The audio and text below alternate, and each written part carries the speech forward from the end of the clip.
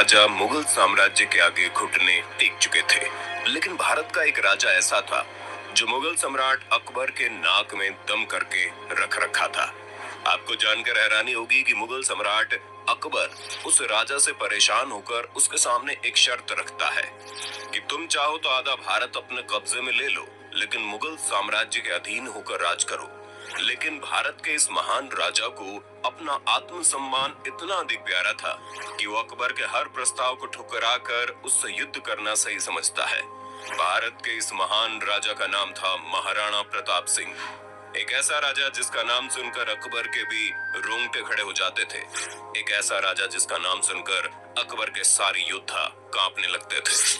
और आज के वीडियो में हम आपको उसी महान शख्सियत के कुछ ऐसे किस्सों को सुनाएंगे जिसे सुनना हर एक हिंदुस्तानी के लिए जरूरी है।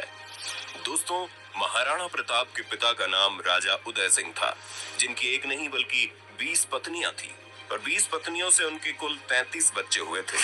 और उन्हीं 33 बच्चों में से एक थे महाराणा प्रताप, जिनका जन्म 9 मई साल 1540 में राजस्थान के कुंभलगढ़ में हुआ।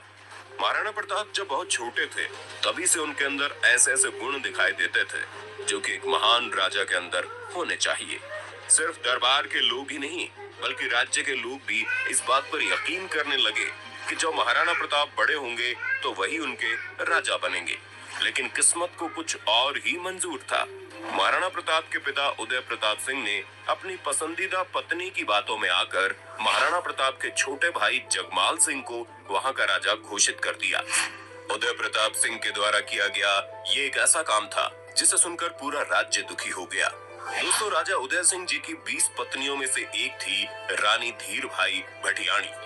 धीर भाई उदय सिंह की सबसे पसंदीदा पत्नी थी और धीर भाई चाहती थी कि उनके बेटे जगमाल सिंह को मेवाड़ का राजा बनाया जाए। राजा उदय सिंह बिना कुछ सोचे समझे ही जगमाल सिंह को मेवाड़ का राजा बना दिए, जबकि वो इस योग्य था ही नहीं। ये बात साल 1572 की है, जब खराब सेहत की वजह से राजा उदय सिंह की मृत्यु हो गई। उनकी मृत्यु के बाद मेवाड़ के दरबारियों ने आपस में फैसला किया कि जगमाल को राजा के पद से हटाकर महाराणा प्रताप को वहां का राजा बना दिया जाए। जिसके बाद दरबारियों ने जगमाल सिंह को राजा के पद से हटाकर महाराणा प्रताप का राज्याभिषेक कर दिया। और यहीं से शुरू होती है मेवाड़ के इतिहास की एक अनोखी दास्तान। वहीं दूसरी तरफ उस वक्त भारत के अधिकतर हिस्सों में मुगल साम्राज्य का आतंक था। उस वक्त अकबर मुगल साम्राज्य के सम्राट हुआ करते थे। अपने राज्य का विस्तार करते करते भारत के अनेक राजाओं को अपने अधीन कर चुके थे और बचा था तो सिर्फ और सिर्फ एक महाराणा प्रताप सिंह। महाराणा प्रताप सिंह का जो मेवाड़ था वो किसी भी कीमत पर अकबर अपने कब्जे में लेना चाहता था, क्योंकि अकबर के व्यापार का जो रास्ता था वो मेवाड़ से ही होकर गुजरता था। यही वजह है कि अकबर एक एक करके अपने हर सेनापति को महाराणा प्रताप के पास भेजता था और महाराणा प्रताप को तरह तरह की लालच देते थे। यहाँ तक कि मेवाड़ को अपने कब्जे में लेने के लिए अकबर ने ये तक कह दिया कि चाहो तो आधा भारत अपने कब्जे में ले लो, लेकिन मुगल साम्राज्य के झंडे तले आकर काम करना होगा। महाराणा प्रताप हर बार अकबर के प्रस्ताव को ठुकराते रहे। आखिरकार 3 साल बाद यानी कि 1576 की, जब हल्दी घाटी के मैदान में एक तरफ अकबर की विशालकाय सेना मौजूद थी और दूसरी तरफ महाराणा प्रताप की सेना। आपको जानकर हैरानी होगी कि महाराणा प्रताप के पास अकबर की तुलना में आधे से भी कम सैनिक मौजूद थे। जहां अकबर की टोली में 80,000 से ज्यादा सैनिक मौजूद थे, वहीं दूसरी तरफ महाराणा प्रताप की टोली में महज 16,000 की संख्या में सैनिक थे। लेकिन इस युद्ध में महाराणा प्रताप की सेना ने अकबरी सेना का वो हाल किया जिसे सुनकर आज भी लोगों के रोंगटे खड़े हो जाते हैं। दरअसल इस युद्ध को हल्दी घाटी के मैदान में लड़ा गया था। ये एक ऐसा मैदान है जो अरावली की पहाड़ियों के बीच मौजूद थी। अरावली की पहाड़ियों में ऐसी ऐसी जगह मौजूद है जिसके बारे में अकबर की सेना को कुछ भी मालूम नहीं था, और महाराणा प्रताप की सेना अरावली के हर छोटी छोटी जगह के बारे में बहुत अच्छे से जानते थे। महाराणा प्रताप बड़ी चालाकी से अपनी सेना के हर छोटे छोटे टुकड़े को अरावली की पहाड़ियों में छुपा कर रखे थे, और इसी चाल की वजह से महाराणा प्रताप की छोटी सी सेना अकबर की विशालकाय सेना पर भारी पड़ गई। दोस्तों, महाराणा प्रताप सिंह के बारे में बताया जाता है कि उनके शरीर का आकार आम इंसान के शरीर के आकार से काफी ज्यादा था।